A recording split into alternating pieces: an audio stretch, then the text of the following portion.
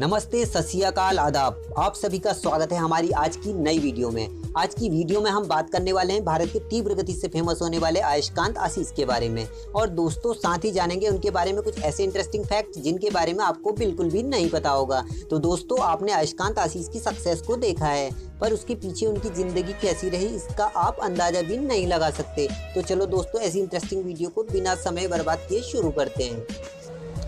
दोस्तों, अयस्कांत आशीष का जन्म 14 जुलाई 1999 को उत्तराखंड के हल्द्वानी शहर में हुआ, जिसकी डिस्ट्रिक्ट नैनीताल है। इनके पिता का नाम भुवन चंद आर्या और इनकी मां का नाम प्रेमा आर्या है।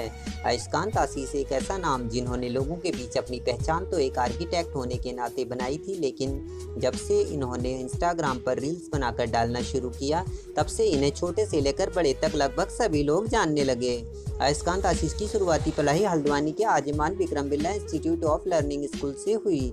वे पढ़ाई में एक एवरेज स्टूडेंट थे। 12वीं के बाद उन्हें अपने फ्यूचर की चिंता सताने लगी। उन्हें समझ नहीं आ रहा था कि 12वीं के बाद क्या किया जाए। अंततः दोस्तों और अपने परिवार की सलाह के बाद उन्होंने आर्किटेक्ट करने की सोची। आर्किटेक्चर के चलते चलते एक दिन उनके किसी दोस्त ने उन्हें बोला कि तू अच्छी वीडियोस बनाता है, अपनी वीडियोस बनाकर इंस्टाग्राम पर अपलोड किया कर। अगर लोगों को तेरी वीडियो अच्छी लगेगी तो वो तुझे सपोर्ट करेंगे और तेरी अच्छी अर्निंग भी होने लगेगी। बस अब क्या था, उन्हें शौक तो बचपन से ही था मॉडलिंग का। अब इंस्टाग्राम उनके लिए एक प्लेटफॉर्म था खुद को साबित करने का। जैसे ही उन्होंने इंस्टाग्राम पर अपने वीडियोस डालना शुरू किया, 10-15 वीडियोस अपलोड करने के बाद उन्हें इसमें मज़ा आने लगा।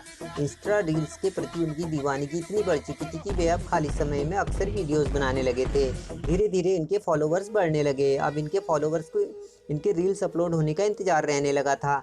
अयस्कांत आशीष बताते हैं कि जिस एक भी दिन में रील्स नहीं बनाता, वह दिन सूना सूना सा लगता है और मन उदास हो जाता है। और अयस्कांत आशीष बताते हैं कि उन्हें स्कूल टाइम से ही मॉडलिंग और एक्टिंग का काफ़ी ज़्यादा शौक था। वो अक्सर मॉडलिंग के लिए घर से बताए बिना ही चले जाया करते थे। दोस्तों, कई बार उन्हें दुखों का सामना करना पड़ा, क्योंकि बहुत बार उन्हें रिजेक्ट कर दिया गया और वो मायूस होकर घर वापस लौट आते थे। पर कहते हैं ना कि कोशिश करने वालों की कभी हार नहीं होती। तो उन्होंने हार नहीं मानी और वो अपने सपने को पूरा करने के लिए उस पर मेहनत करते रहे। एक और बात मैं आपको बताना चाहूँगा, जब कभी भी वे मॉडलिंग के लिए कहीं बाहर जाते थे, फैमिली को इसलिए नहीं बताते थे क्योंकि वो पहले कुछ बनकर दिखाना चाहते थे, उसके बाद फैमिली को सरप्राइज़ देना चाहते थे। ये बताते हैं कि जब उन्होंने कॉलेज में एडमिशन लिया, उनका ज़्यादा मन नहीं लगता था, क्योंकि इनका सपना बचपन से ही एक मॉडल और एक एक्टर बनने का था।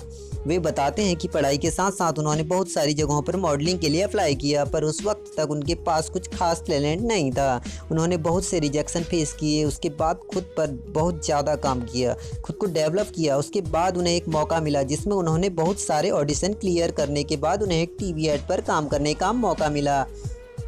टीवी एड से पहले उन्होंने कई सारे रैम्प शोज़ करे एज अ मॉडल। कई सारी मैगजीन्स में उनके बारे में प्रिंट हुआ। उस प्रिंटिंग के चलते चलते फाइनल एंट्री उन्होंने ली एक टीवी एड पर, जो कि mypencil.com मैगजीन का एड था, जिसे 9X9, XM, 9XM, जलवा आदि चैनलों पर प्रसारित किया गया। उसके बाद तो उनकी फ्रेंड फॉलोइंग में फॉलोवर्स की बाढ़ सी आ गई थी। अयस्कांत आशीष से शर्मा कम्युनिकेशन में पूछा गया एक छोटा सा सवाल, और उस छोटे से सवाल का जवाब उन्होंने किस तरह से दिया, बताते हैं आपको। सवाल सिर्फ इतना सा था कि सर, आप इतने बड़े आदमी बन गए हैं, फिर भी लोकल दुकानदारों से ही खरीदारी क्यों करते हैं, ऐसा क्यों?